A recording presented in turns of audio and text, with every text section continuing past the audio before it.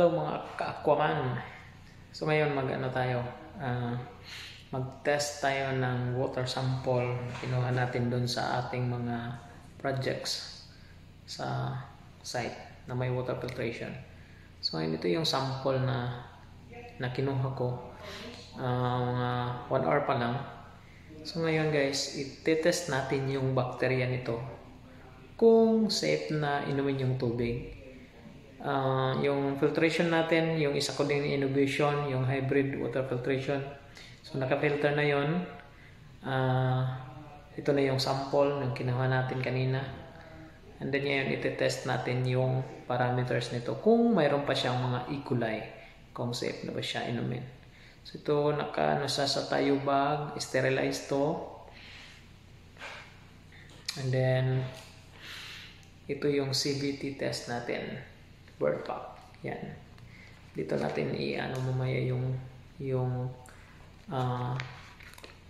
tubig na natin sa sample natin. Of course, isa din sa mga gamit ay yung test medium, yung yan. So ito yung ilalagay natin dun sa sample natin sa 100 ml. And then of course, kailangan natin ng gloves para hindi ma-contaminate yung tubig, at saka of course magmamasta ako mamaya. So ngayon guys, lagyan din natin ng level kung anong oras, anong date, para bukas pag natin ng result, alam natin kung anong oras natin titingnan yung result. So yun guys, yan. So alcohol, need natin ng alcohol. Okay. So ready na kayo.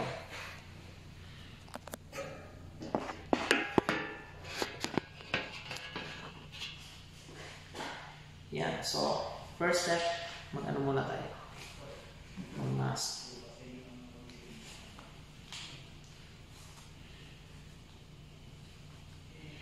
Tapos mag-alcohol muna ako. Alcohol. Then mag-gloves na din.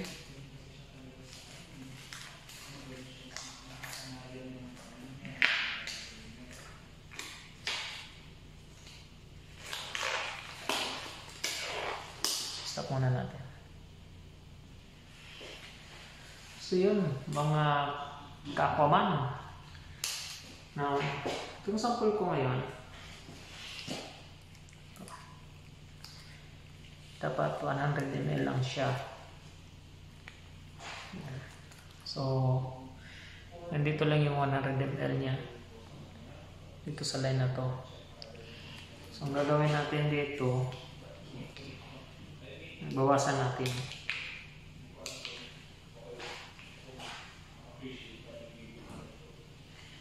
Yan, bawasan natin.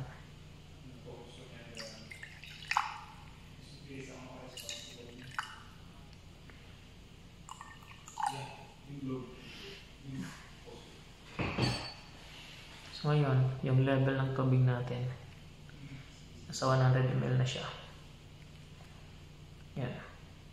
Okay? And then, sunod na gagawin natin, mga ka-Aquaman, itong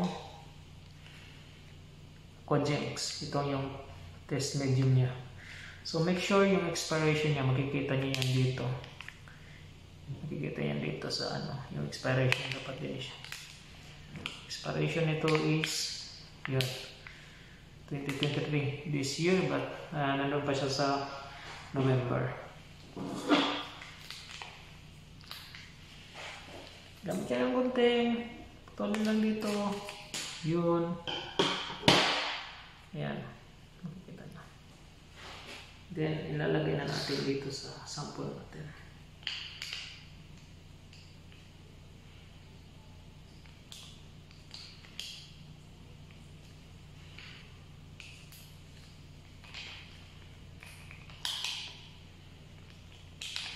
Mabaho siya guys, mabaho.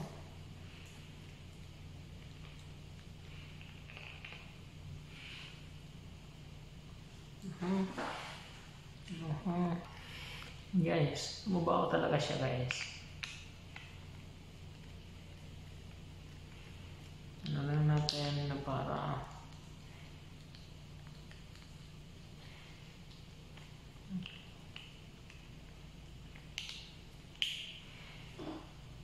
Yan, gagawin natin. Lagay natin dito.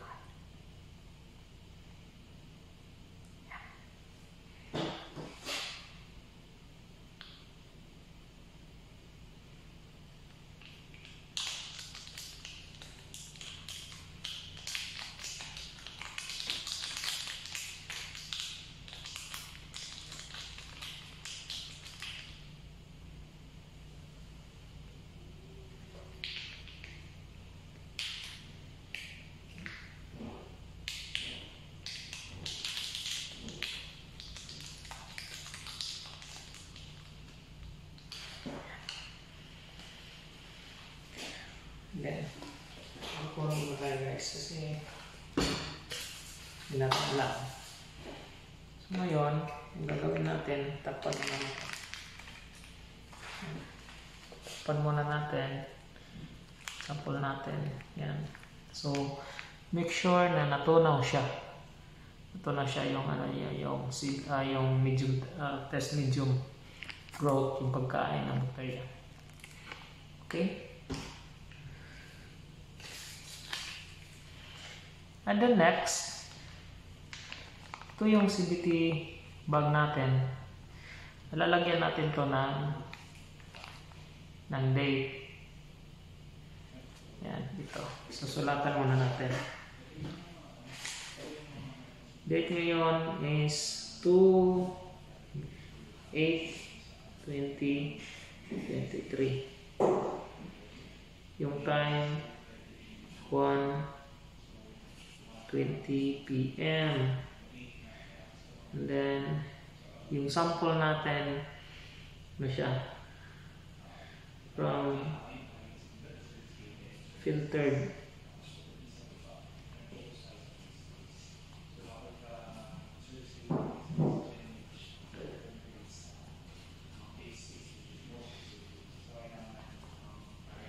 And then yung barangay Serna.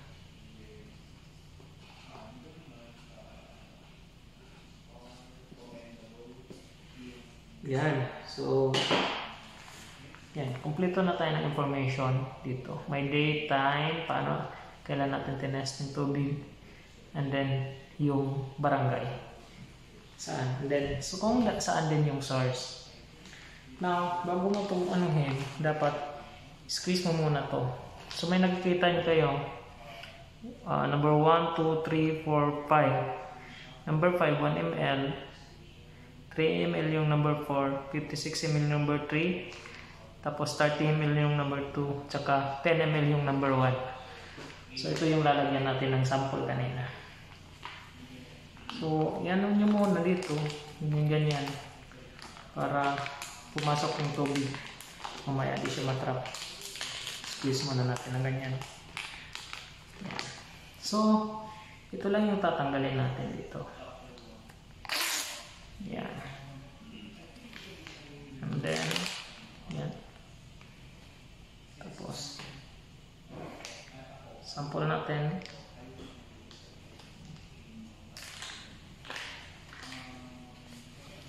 Yan. Ilagay na natin yung sample natin.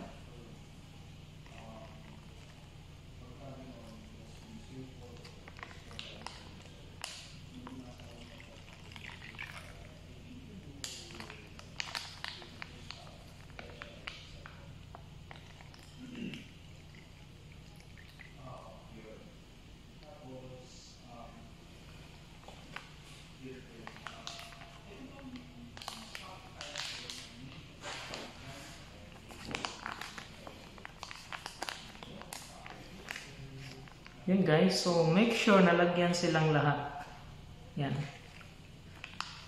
Make sure nalagyan silang lahat. So ngayon yung number 2 kulang pa. Ang gagawin natin, yan, equal natin yan. Yan, papasok din yan.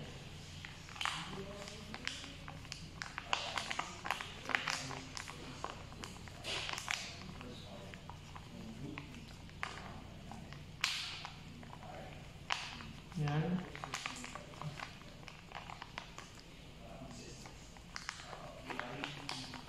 Yun. So halos lahat pantay na. May ano na, may laman na. Gagawin natin dito na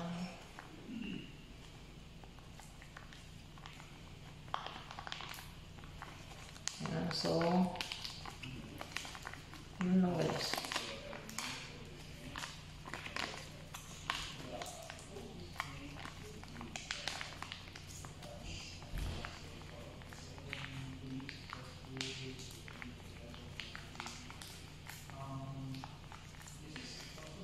Yan. So, actually may panipit ako dito. Click ko yan mamaya. Pero, pag nasa field ka, wala kang dalaga nito yung gagawin mo. So, ngayon, ito na yung sample natin. Sorry. Ito na yung sample natin. So, may sample na tayong So, tomorrow, yung pag-incubate nito is 24 to 48 hours. So, minsan ako, talagang 36 hours tinitingnan ko na siya, pero dapat yung range niya is 24 to 48 hours dapat bago mo tingnan yung result. So pag may bacteria yan guys, mag-green yan bawat number. So mayroon akong indicator doon paano basahin yung result. Pag yellow naman siya lahat, ibig sabihin goods yung tubig natin. Pero pag may green, so, i-determine natin kung gaano kataas yung E. coli na nandito sa sample natin. Okay? So, yun po. This is your Aqua 1.